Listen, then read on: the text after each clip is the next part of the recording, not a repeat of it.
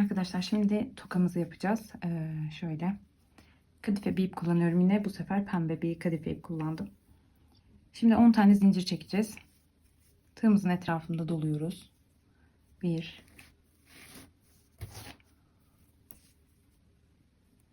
bunu sıkıştırdım ilkine. 1, 2, 3, 4, 5, 6, 7, 8, 9 ve 10. 10 tane zincir çektim arkadaşlar. Şimdi bir tane sık iğne yapıyorum. Yan kısma birini atladım. Bir sık iğne yaptım. Bir tane yarım trabzan yapıyorum. Tığımın başına doladım ve hepsinin içinden geçirdim. Bir tane tam trabzan yapacağım. 2 çıkışlı. Tığımın başını doladım yine 1 ve 2 defa da çıkıyorum. Bir tane yarım trabzan yapıyorum yine. Tığımın başını doluyorum ve hepsini aynı anda çıkartıyorum. Tekrardan 2 tane sık iğne yapıyorum. 1, 2. Şimdi bir tane yarım trabzan yapıyorum. Şimdi bir tane tam trabzan yapıyorum. Sıramın sonuna geldim. Sonuncudayım. Bir tane de sık iğne yapıyorum arkadaşlar. Bu şekilde gözüküyor. Şimdi karşı kısma geçeceğiz. Şöyle yaptığımız kısma. Bunun karşısına geliyorum ve bir tane sık iğne yapıyorum. Bir tane aynı yanına yarım trabzan yapıyorum. Aslında diğer yaptığım işlemin aynısını tekrarlıyorum arkadaşlar burada. Burada bir tane ikili trabzanımız vardı. Onu yapalım. 2 çıkışlı. Şimdi bir tane yarım trabzanımız vardı. Onu yapıyorum. Tek çıkışlı. 2 tane sık iğnem vardı. 1, 2. Şimdi bir tane yarım trabzanım var. Tığın başına doladım. İkisinin içinden geçirdim. Bir tane ikili trabzan yapıyorum buraya. 2. Bir tane yarım trabzan. Bir tane de sık iğne vardı sıramın sonunda.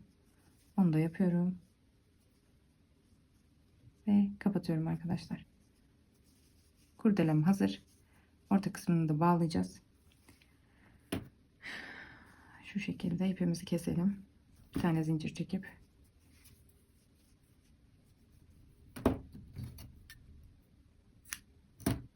içinden geçirdim. Böyle gözüküyor.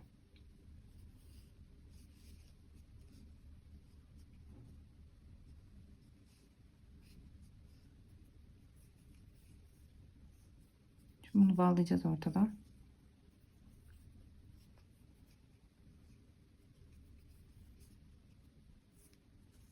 Şu şekilde.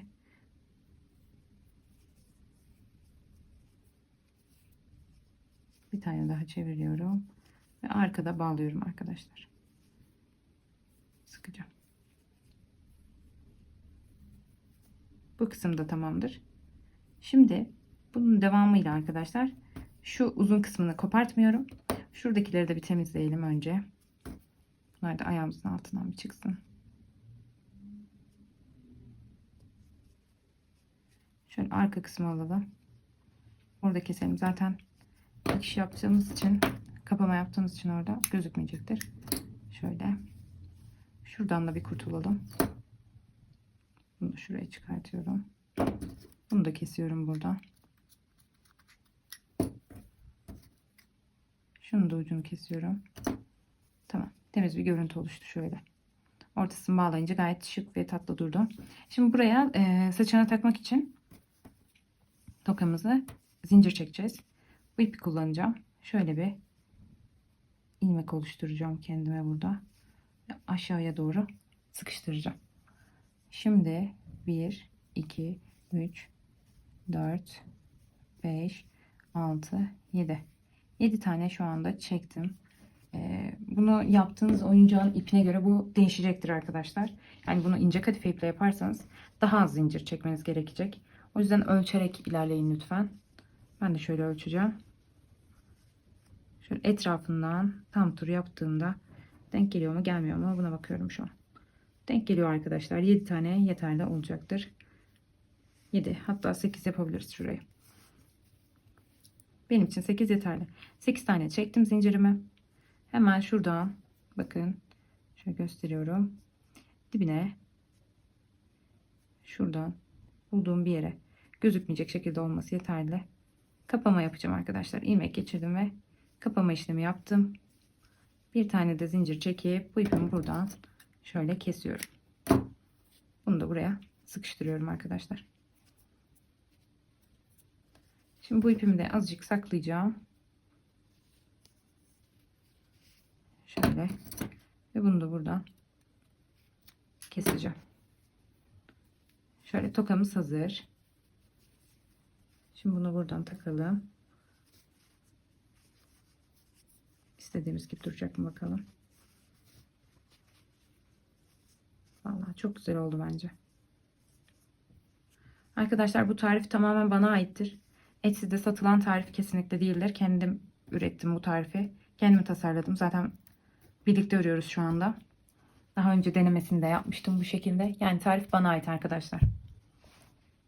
Bu şekilde tokasını da taktığımızda çok güzel oldu. Sadece bebek bezi kaldı. İsterseniz yapın, isterseniz yapmayın. Size kalmış. Arkadaşlar bebek bezi yapacağız şimdi. Şirek bebeğimiz için. Ben şöyle bir sarı bir ip kullandım. Limon sarısı. Krem rengi de kullanabilirsiniz. Ama ben bunun daha tatlı duracağını düşünüyorum. O yüzden bunu kullandım. Şimdi beline göre ölçerek devam edeceğiz. Zincirle başlayacağız arkadaşlar. Bu arada bu ince koton bir ip. Şöyle 80-90 tane, 80 tane bir çekelim arkadaşlar. 2, 3, 4, 5, 6, 7, 8, 9, 10, 11, 12, 13, 14, 15, 16, 17, 18, 19, 20, 21, 22, 23, 24, 25, 26, 27, 28, 29, 30, 31, 32, 33, 34, 35, 36, 37, 38, 39, 40, 41, 42, 43, 44, 45, 46, 47, 48, 49, 50, 51, 52, 53, 54, 55, 56, 57, 58, 59, 60, 61, 62, 63, 64, 65, 66, 67, 68, 69, 70. Şöyle bir 70 tane çektim arkadaşlar. Arkadaşlar ben ölçtüm. 56 tane benim için denk gelecek. 2,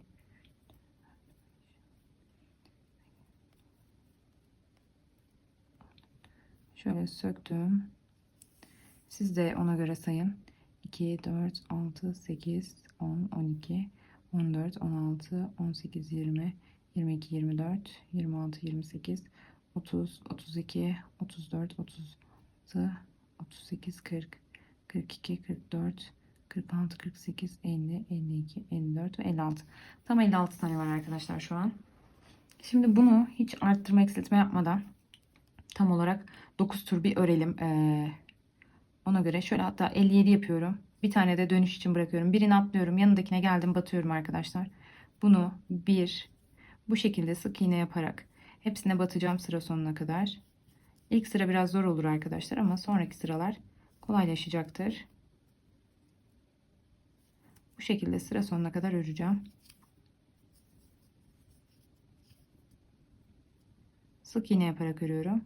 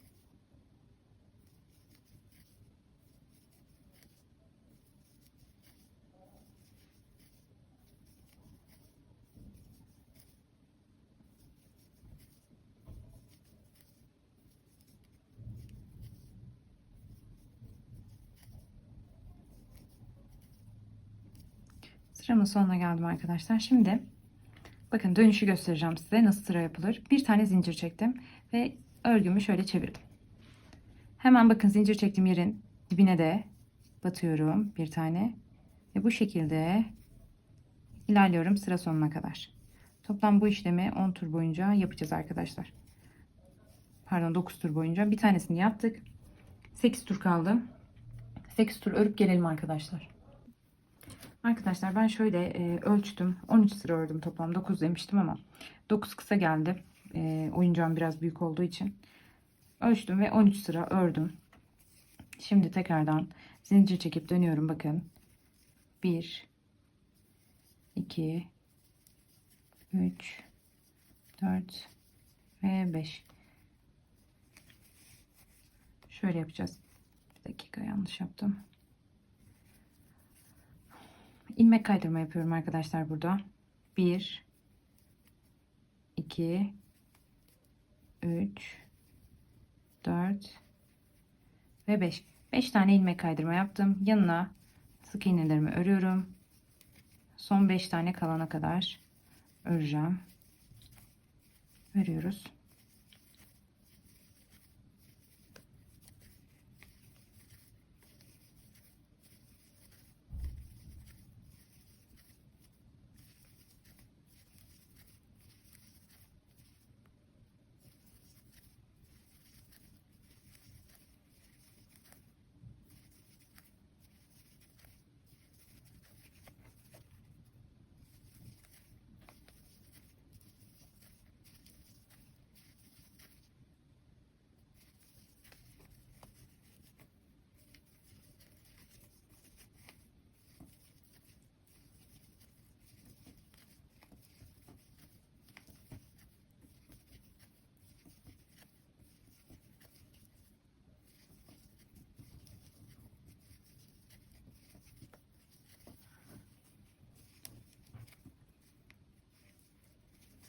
Şöyle sayalım. 2 4 5. 5 tane bıraktım arkadaşlar. Şimdi burada artık bu 5 taneyi örmüyorum. Bir zincir çekiyorum ve geriye dönüyorum. Yani şu ara kısmı öreceğim. Şuraya kadar olan kısmı öreceğim. Bu da zaten çok fazla sıra olmayacak. Şöyle yaklaşık olarak bir 10 sıra örüp gelelim arkadaşlar. Arkadaşlar şimdi bebek bezinin şu kısmını 5'er tane eksiltmiştik şuradan. Şöyle. Burayı örüp gelelim demiştim. 10 sıra demiştim ama ben 7 sıra ördüm şu anda. Şöyle söyleyeyim size. 10. sıra fazla gelecek. Ölçtüm. Yani sizinki nasıl olur bilmiyorum ama ölçerek ilerleyelim. Daha önce de belirtmiştim. Bakın şu şekilde oyuncağımı getiriyorum. Ben arka kısmından başlamıştım. Şöyle koyuyorum arkadaşlar. Bakın. Bunu buraya koyduğumda popo kısmını kapatıyor.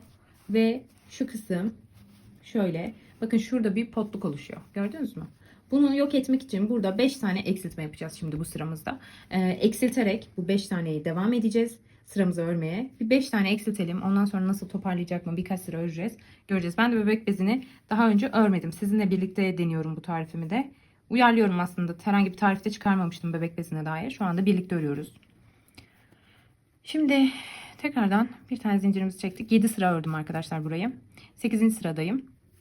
8. sırada şimdi önce örelim. 2 3 4 5 6 7. 7 tane ördüm. 5 tane eksiltme yapacağız demiştim. Şimdi şuradan 7'yi ördüm ve bir tane eksiltiyorum. Ortalama bir şey yapacağım arkadaşlar. Biraz daha orta kısma getirmeye çalışacağım. Başlarda birer tane yapacağım. Çünkü ortada potluk oluşuyor ya. Onu engellemek için. 1 2 3 4 5 6 7. Şimdi şurada 2 tane eksiltme yapıyorum. 7 tane ördüm. Bir tane eksilttim. Bu ikinci eksiltme. Yanına geliyorum. Burada bir tane daha eksiltiyorum. Bu ikinci eksiltmem. Bakın şu potluğu gidermek için yapıyorum bunu. Bir tane daha sık iğne örüyorum. Şimdi şuradan da 14 tane ilmek sayalım. 2, 4, 6, 7. Burada bir tane 7 tane örürüz. Bir tane eksiltiriz. 3 olmuştu. 4 olur. 2, 4, 6. Şöyle 7. Burayı da eksiltiriz. Tamam. Şimdi 2 tane eksilttim. Bir sık iğne ördüm. 1, 2, 3, 4, 5, 6, 7. 3, 4, 5, 6, 7. 7 tane ördüm. Bir tane eksiltiyorum.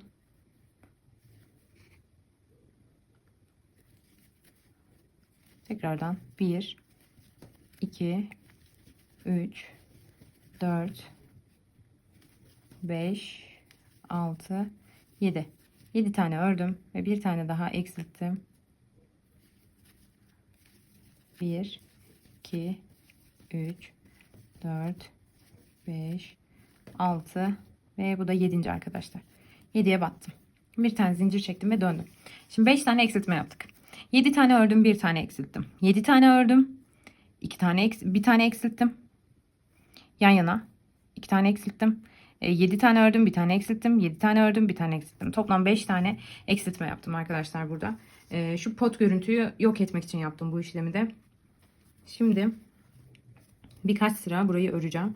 Bu 8. sıramda. Şimdi 9'a başladım. Düz bir şekilde örüyorum. Eğer isterseniz bu işlemi ikili trabzan şeklinde de yapabilirsiniz. Daha hızlı ilerleyecektir. Böyle biraz daha sık iğnelerle yavaş oluyor. İstediğiniz gibi örebilirsiniz arkadaşlar. Şimdi yapılan oyuncakların el boyutu falan da farklı olduğu için herkesin ipiniz de farklı olabilir. O yüzden lütfen bebek bezini siz de ölçerek ilerleyin. Yani boyut değişebilir. Yaptığınız ipe, ördüğünüz örme şekline göre, elinizin sıkılığına göre. O yüzden ona göre ilerleyin arkadaşlar.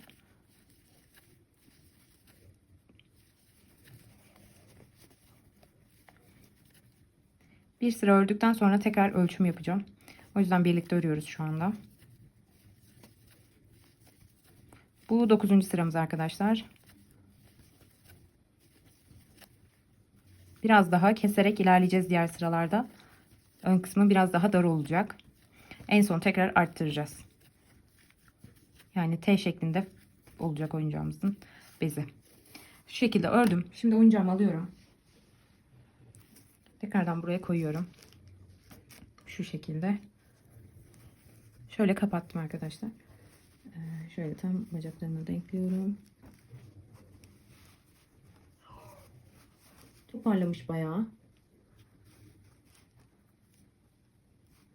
Bu şekilde yaklaşık olarak şuraya kadar örelim. Yani bir 3 sıra daha örüp gelelim arkadaşlar. 3 sıra sonra tekrar ölçeceğiz.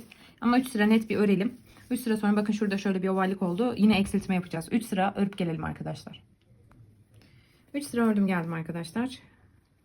Şimdi bu sırada eksiltme yapacağız yine. En başlardan eksiltiyorum. Şu şekilde ilk sık iğne olarak ördüm. Bir tane sık iğne örüyorum. Hemen yanına bir tane eksiltme yapıyorum. 1, 2, 3 tane sık iğne örüyorum. Hemen yanına bir tane eksiltme yapıyorum. Tamamdır. Karşı tarafta da aynısını yapacağız. Bu arayı örüyorum yine. Sayalım yine de burayı da. 3 oldu. 4, 5, 6, 7, 8, 9, 10, 11, 12, 13, 14, 15, 16, 17, 18, 19, 20, 21, 22, 23, 24.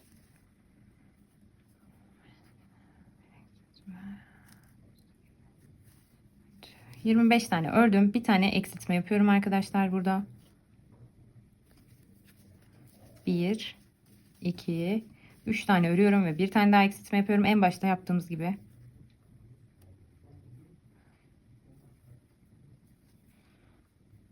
Çıkartamadım. Bir tane zincir çekiyorum. Sıranın sonundaki bir tane sık iğneyi örmedik.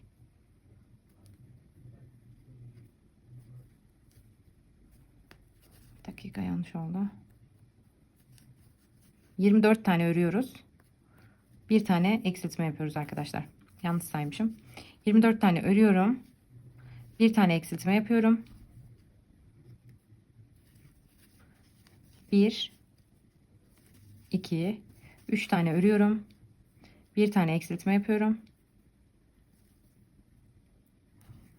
Ve bir tane sık iğne örüyorum. Bir zincir çektim. Geriye döndüm. Aynı yere battım ve bir tane sık iğne yaptım. Bir sıra bunu örüyorum şimdi. Arttırma eksiltme yapmadan. 3, 4, 5, 6, 7, 8, 9, 10, 11, 12, 13, 14, 15, 16, 17, 18, 19, 20, 21, 22, 23, 24, 25, 26, 27, 28, 29, 30, 31, 32, 33, 34, 35, 36. 36 tane sık iğneme ördüm arkadaşlar. Yine ölçerek devam edeceğiz. Şuradaki kıvrıma uygun yapmaya çalışıyorum. O yüzden sürekli ölçerek ilerliyoruz bu aşamada. Tam dibine getiriyorum. Bu şekilde yanlarda devam edeceğiz. Eksiltmeye devam edeceğiz arkadaşlar. Bu şekilde her sırada eksiltirsek daha güzel olacak. Şöyle tutalım. Siz de bu şekilde ölçerek ilerleyin. Şimdi orta kısımda bir eksiltme daha yapacağım. Şuradaki potluğu bakın görüyorsunuz. Onu yok etmek için. Zaten az kaldı. Bitecek birazdan arka kısmı. Şimdi bu sırada yine eksiltmelerimiz var. Ortada yapacağım. Tam ortada yapıyoruz sadece. 3 tane eksiltme yapacağım ve tam orta kısımda arka arkaya yapacağım arkadaşlar. 36 tane sık iğnem vardı. 6 tanesini eksilteceğim için 15 tane örüyorum şimdi. 1, 2, 3, 4, 5, 6, 7, 8, 9, 10, 11, 12, 13, 14, 15. 15 adet sık iğnemi ördüm arkadaşlar. Şimdi burada birinci eksiltmeyi yapıyorum. Çok ince. Bu şekilde olmayacak. Şöyle eksiltme yapıyorum arkadaşlar. 2 ilmeği de aldım. Bunun içinden de geçirdim ve üçünü birlikte ördüm. Birinci eksiltme. İp çok ince olduğu için o şekilde eksiltmek zor. Bu şekilde eksiltiyorum. Şöyle görebiliyor musunuz? Tekrar göstereyim. Bunun içinden geçirdim. Yanındakinin içinden de geçirdim. Üçünü birlikte örüyorum. Yapamadığınız yerde bu şekilde de eksiltme yapabilirsiniz. Şimdi 15 tane daha sık iğne var. Örüyorum. 2, 3, 4, 5, 6, 7, 8, 9, 10, 11, 12, 13, 14 ve 15 arkadaşlar. Bir tane zincir yaptım burada. Geriye döndüm. 33 tane sık iğne var. Hepsini arttırma eksiltme yapmadan öreceğim şimdi bir sıra.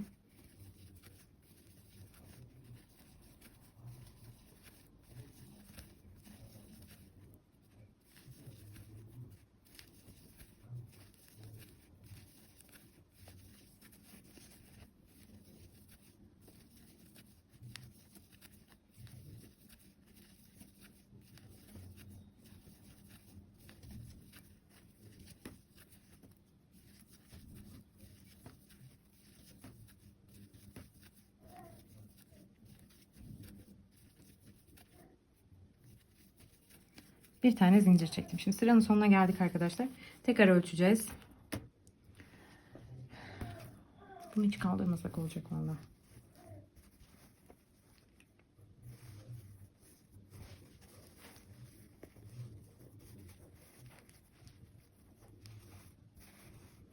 Tekrardan eksiltmelerimizi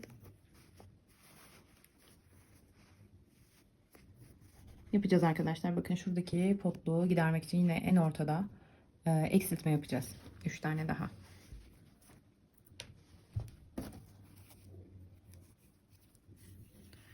Başlayalım. 33 taneydi. Yine 10 pardon.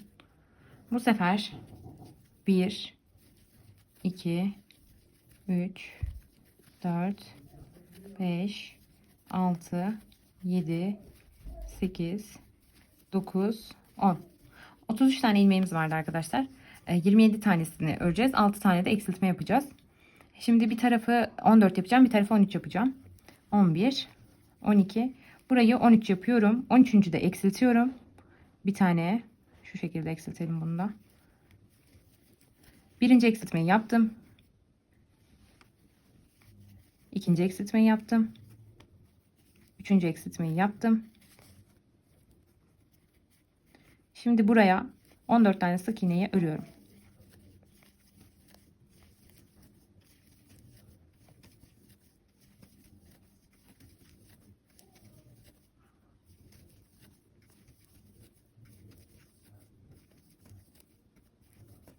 Bir tane zincir çekiyorum ve tekrar sıra başıma geliyorum.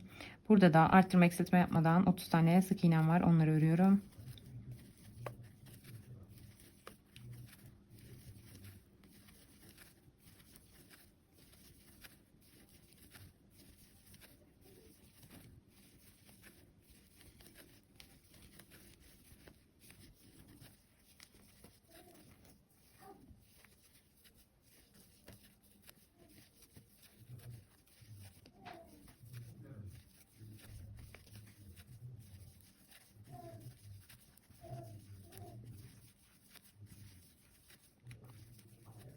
Sıramızın sonuna geldik arkadaşlar. Bir tane zincir çektim. Şöyle bakın. Şöyle kıvrımlı bir yapıya ulaştık şimdi. Tekrardan koyalım oyuncağımızı. Ölçüyorum tekrar.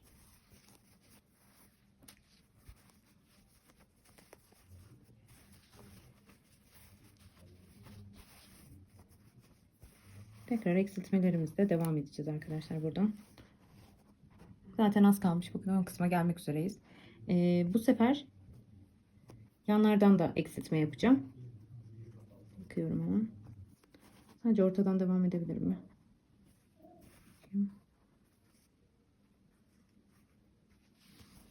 Bir iki sıra eksiltme yapmadan öreceğim.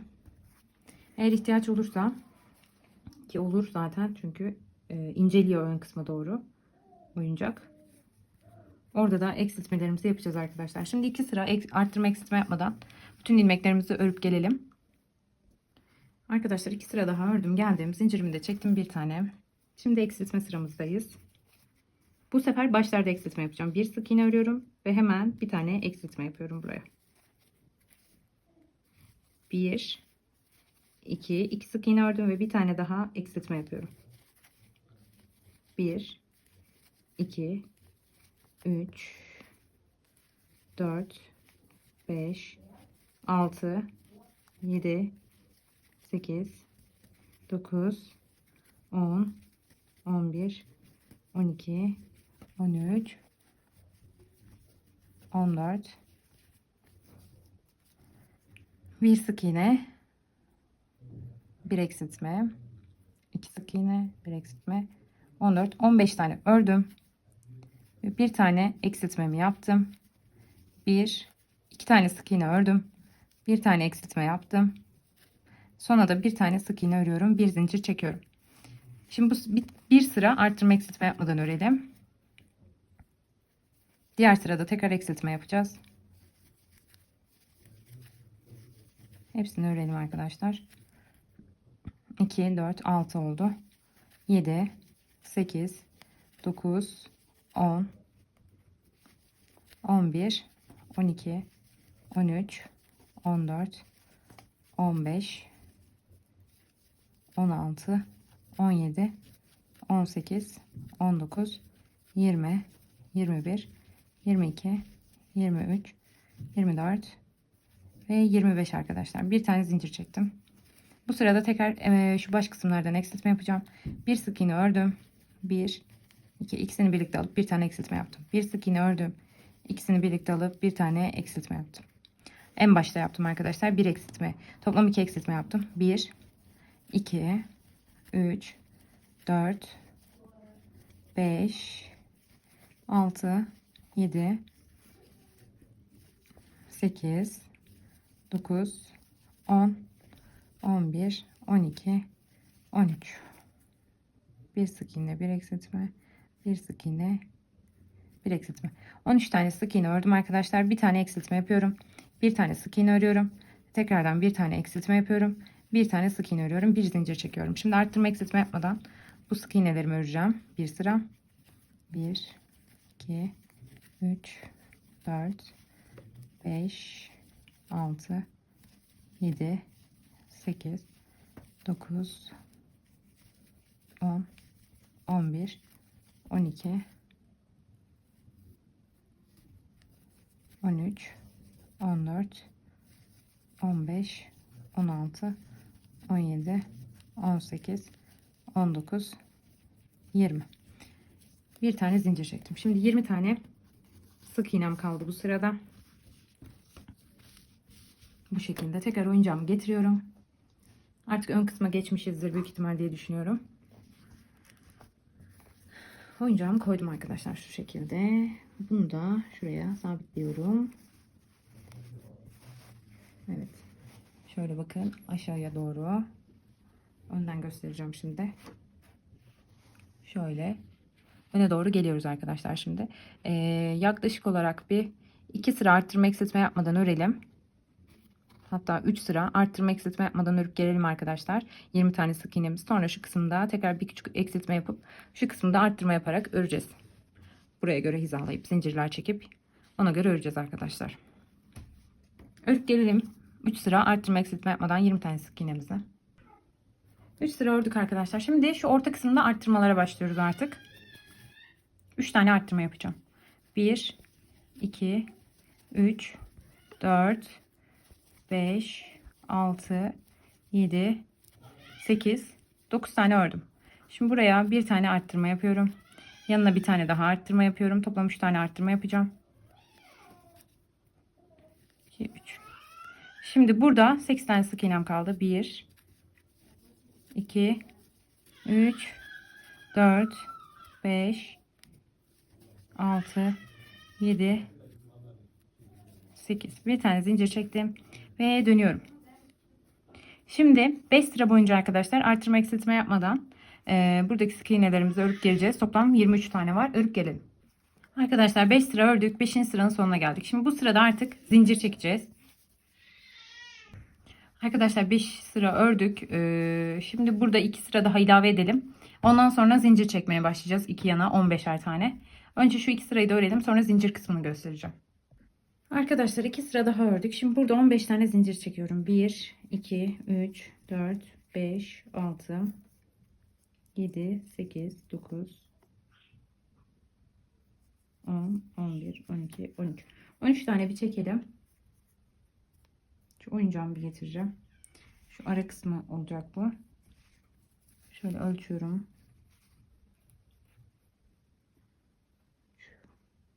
Hafif üstüne de gelsin istediğim için 15 adet çekeceğim. Bir tanesini bırakacağız. 14 tanesini öreceğiz. Şu an 13 tane çekmiştik. 13, 14 ve 15. Şimdi arkadaşlar bir tane zincirimi atlıyorum. Yanındakine gelip bir tane sık iğne yapıyorum. Şöyle bunu çevireceğiz. Şöyle çevireyim, yamuk olmasını istemem. Şu şekilde denk geliyor. Siz de böyle hizalayıp öyle yapın arkadaşlar sık iğnelerinizi. Pardon. Şimdi buraya 14 adet sık iğne yapmış olacağım.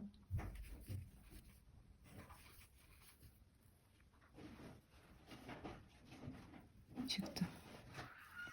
Toplam 14 tane yapıyoruz.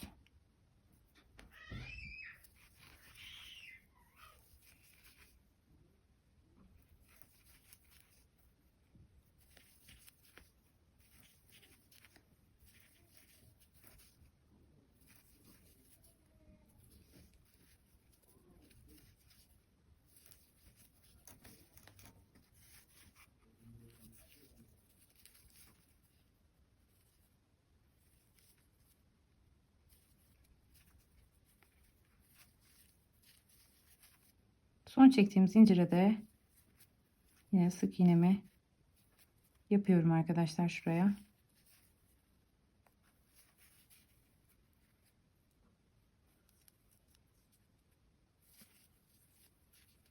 Hemen dibine de sıramın ilerliyorum şimdi. Burada 23 tane sık iğnem vardı. Onları da örüyorum. Sıra sonuna geldiğimde tekrar zincir çekeceğim.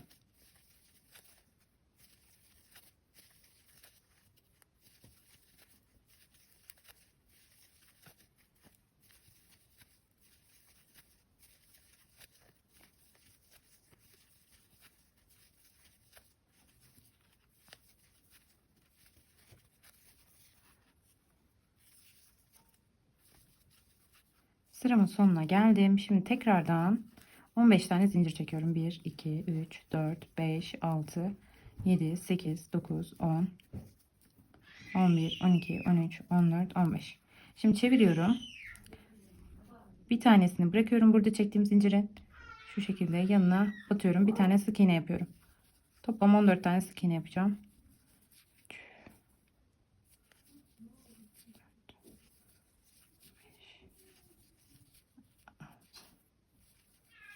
7, 8, 9, 10, 11,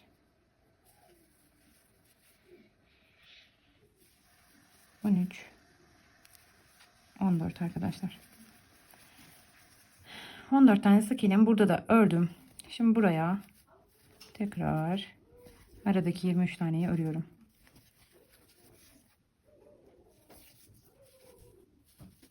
Burayı ördükten sonra şimdi size ölçüyü göstereceğim. Bu sıra bitmiş olacak.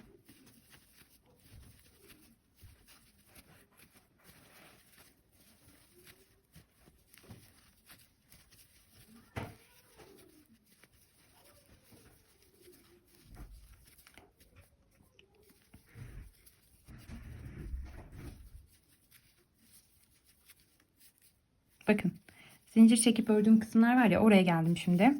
Bu kısmı da aynı normal şekilde örüyorum. Bakın buradaki sık iğnelerimi normal bir şekilde örüyorum. Böyle. Sıra sonuna kadar onları da öreceğim. 14 taneydiler toplam.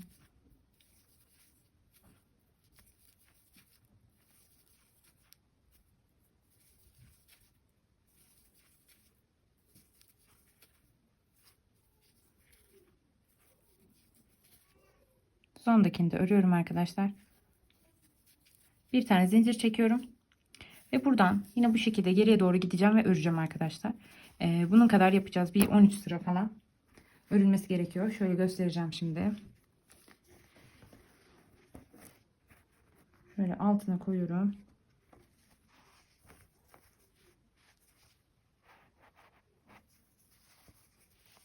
Şöyle göstereyim. Şu şekilde ilerleyecek. Yani bunu da yaklaşık olarak bir 13 sıra daha, şu kadarlık daha, şöyle şu kadarlık daha örmemiz gerekiyor. Tam göbeğinin şu alt kısmında bırakacağım ben. 13 sıra daha örelim. Bunların haricinde 13 sıra örelim, gelelim arkadaşlar. Arttırma eksiltme yapmadan öreceğim. Arkadaşlar 13 sıra daha ördüm. Yani şurada toplamda sayalım. 1, 2, 3, 4, 5, 7, 9, 10, 11, 13, 14, 15 sıramız oldu. Toplamda 15 sıra ördük. 2 sıra önceden örmüştük. Şu kısımda zincirden sonra 13 sırada sonradan ördük. Şimdi etrafından bir tur geçeceğim ben bunu. Şu kısımda bir tık daha fazla geçeceğim. Şöyle şu kısma. Bunun bütün etrafını öreceğim arkadaşlar. Bir sıra boyunca. Şimdi bir tane zincir çekmiştim ben şuraya dönüş için. Şu dibine, yanının dibine bakın batıyorum. Ve bir tane sık iğne yapıyorum. Boşluğa batıyorum. Gelen boşluklara batıyorum arkadaşlar.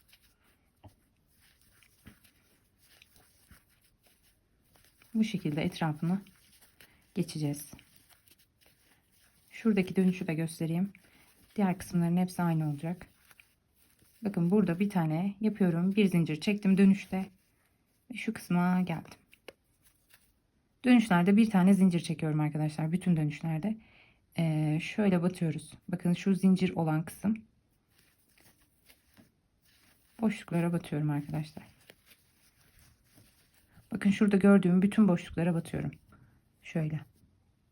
Şu gördüklerimin hepsine batıyorum. Bu şekilde etrafının hepsine şöyle döneceğim, geleceğim. Şurayı da bir tur öreceğim. En son şuraya geldiğimde bitireceğim arkadaşlar. Bu şekilde örüp gelelim. Şöyle etrafını güzelce çerçeveledik arkadaşlar. Her yerine. Şu arka tarafı. Şöyle ben düğmenin bir tanesini diktim. Şöyle bir düğme kullanıyorum. Buna uygun. Elinizde hangi düğme varsa onu kullanabilirsiniz. Tam karşısına gelecek şekilde. Bunu da buraya dikiyorum arkadaşlar. Şöyle iple, sarı tonlarında bir ipim vardı benim. Birazcık daha ucuna yakın bir şekilde dikiyorum bunu da.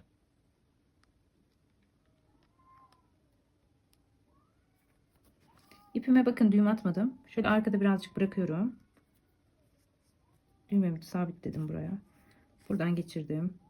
Tekrardan aynı yerden geçiriyorum ve biraz çekiyorum. Tekrar buradan geçirdiğimde ipim sıkışmış oldu arkadaşlar. Bunu birkaç defa tekrarlayalım, sağlam olsun. Çıkartıp giydirirken çıkmasın.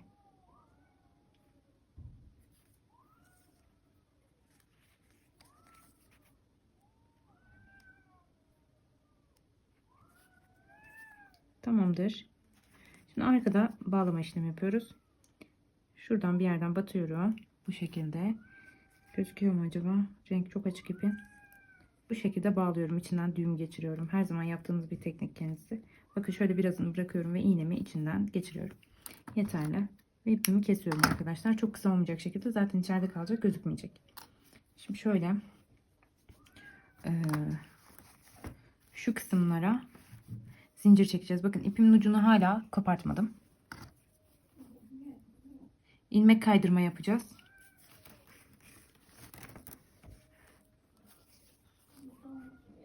Şuradan 1 2 3 tane ilmek kaydırma yaptım. Aşağıdan da sayalım. 2 3 4. Buradan da 4 gider. Şurası 5 5. Şöyle. Şu dördüncüye de batıyorum arkadaşlar. 1 2 3 4 ve 5. 5 tane zincir çekiyorum. Şöyle bir ilmek oluşturacağım burada. Bunu takabilmek için şöyle kontrol de edebilirsiniz burada. Çok aşırı bol yapmıyorum çünkü çıkmasını istemem. Şöyle 5 tane bence yeterli olacaktır. Bir tane daha yapalım. 6 olsun, garanti olsun. Şimdi buradan 4 tane ilmek kaydırma yapmıştım. 2 4 de buradan ayarlıyorum. Daha 5 ayarlıyorum buradan. 1 2 3 ve 4. 4 tane ayarladıktan sonra buraya batıyorum ve ilmek kaydırmaya devam ediyorum arkadaşlar. Şöyle çıksın. Şöyle 6 tane zincir çektim. İlmek kaydırma yaparak sıranın sonuna kadar getireceğim bunu.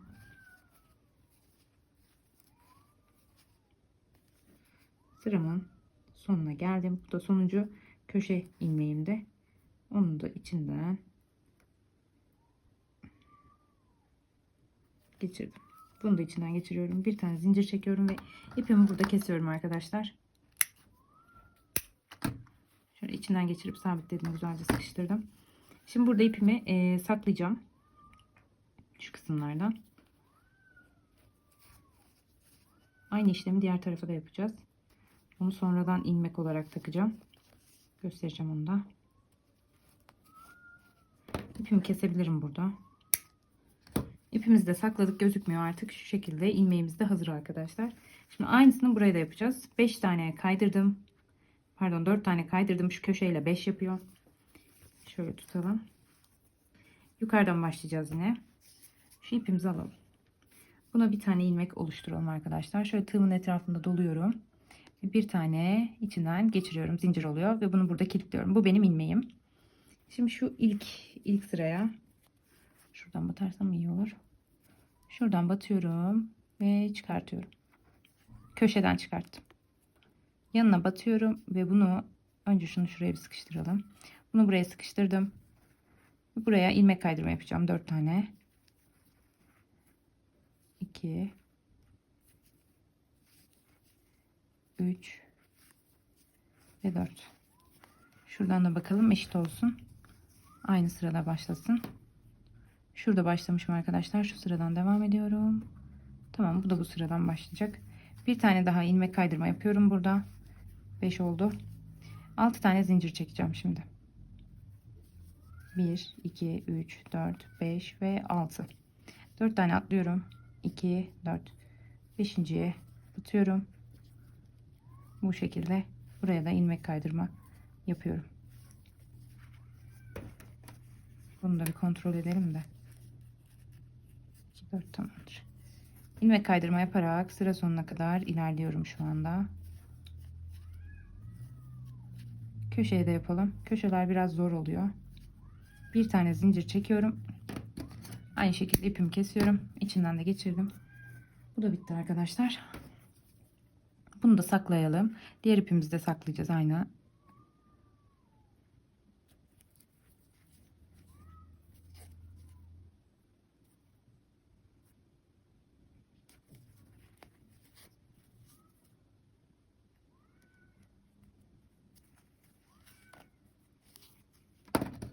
İpimizi keselim buradan. Şuradaki ucumuz vardı arkadaşlar. Onu da bu tarafa alıyorum. Bakın şuradan batıyorum. Buraya geçiriyorum.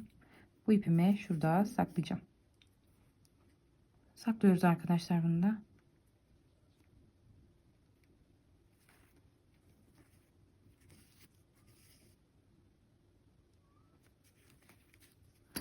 Keselim.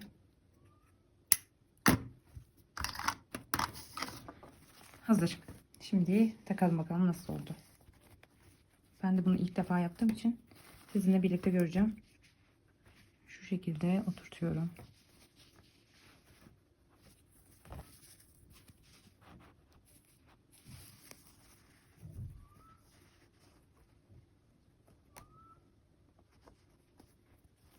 Gayet güzel olmuş.